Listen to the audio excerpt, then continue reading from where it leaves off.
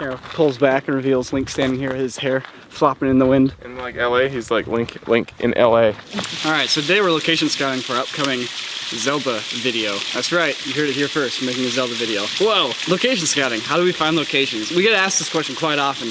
How do I find locations? How do I not get arrested when I shoot in a location? First start with, your ideal spot. If you're familiar with like a nice scenic overlook or a good park or anything like that in your neighborhood, if a spot doesn't immediately come to mind or you don't quite know what you're looking for, Google Maps works great using satellite view, street view. Also, go and turn on photos. There's photos all over the place that are geotagged with locations, and you can go and you can kind of see all the different spots people have taken pictures. In all honesty, that's how we found the vast majority of our locations. I found this location by Googling. We found our alleyway for the glitch by Googling. Nightmare, Diamonds Are Forever through Googling. So it's all like, we found a ton of stuff through Google Maps. It's a great way to get preliminary things out of the way. So thing number 2 that you want to deal with location scouting is population density. If there's people all over the place, you're gonna have a really hard time shooting there unless you got thousands and thousands of dollars and can pay the police to stand around and tell people not to walk in your set. The way we get around this is by just going to remote locations. We've always kind of prided ourselves on the fact that we can pack up our gear into backpacks, put on some hiking boots, and go out into the middle of nowhere. It's almost like you're, hiking and camping. Most big film sets don't quite have that mobility, and we do. It's something we've developed and we've worked on. Now, when you're in a city, that becomes a little more complicated, but there's a couple ways to deal with this. One, if you shoot on Sundays, usually everything's abandoned in areas that are more industrial.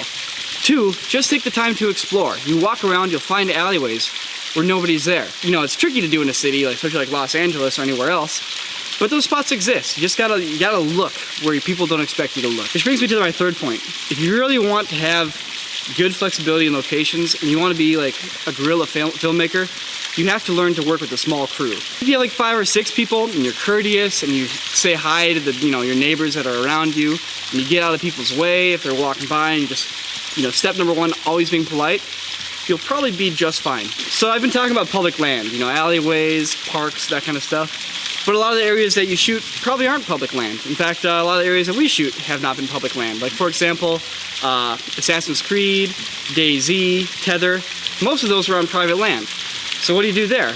Well, in all honesty, same initial approach. Google Maps, exploration, found a cool spot, it looked pretty, it was in the middle of nowhere, but it wasn't public land. So what do?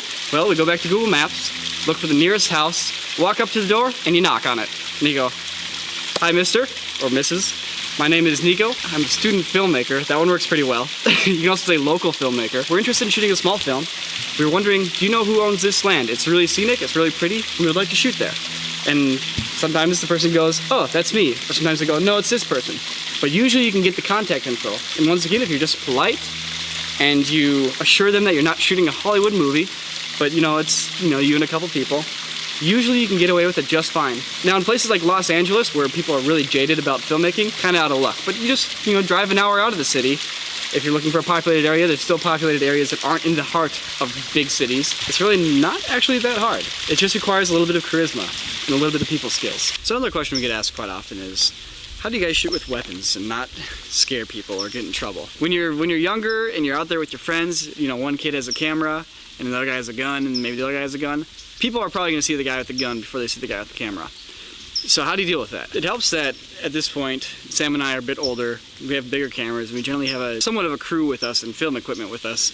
So when somebody sees us, the very first thing they see is not a guy carrying a gun. We started back when we were 14, and I'm sure there's a lot of young filmmakers that are watching this too, and you guys are at a bit of a disadvantage. The best thing you can do is shoot on private property. Whether your friend owns it or you've gotten permission, whatever it is, private property is way, way better than public property. In fact, don't shoot on public property with weapons. Just don't do it. Now, if you're shooting on private property, there's still some things you need to deal with. Go around and talk to all your neighbors around that piece of land and tell them what you're doing. And be polite, and you can make things sound a little bit better than they are. Don't go say, "Hey, I'm shooting a gunfight with a bunch of terrorists." Go and say, "I'm filming a film with my friends.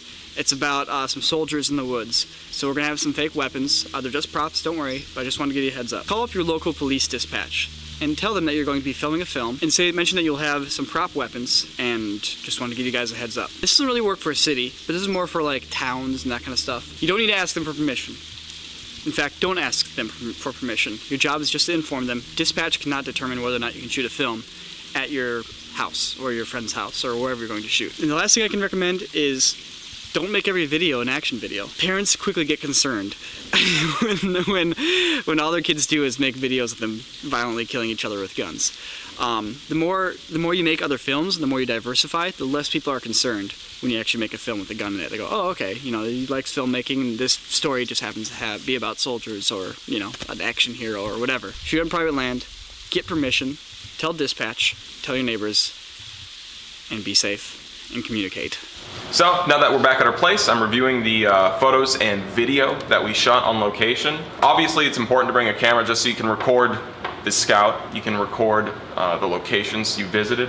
We didn't shoot a video board, which is essentially a storyboard, which is just all the rough angles for what we think we'll shoot, but you know, we can test it out, we can see what's looking nice, what's framing up, you know, what good natural compositions are in that scene. And that matters a lot because when you're there with the crew and costumes and you're actually there trying to film it, you're hard pressed for time. And this is the chance you have, essentially figure it all out, see what works, see what doesn't. We shot this with a pretty decent DSLR camera, but honestly you can use anything, an iPhone, you know, any small camcorders works, because it's all about just kind of testing out the angles, testing out the location for how you think it'll go on the final shoot date. As you can see, we have a lot of really cool stuff here. We're probably gonna use a couple of these angles in the final piece. It's great because you can come back and start actually, you can plan from home.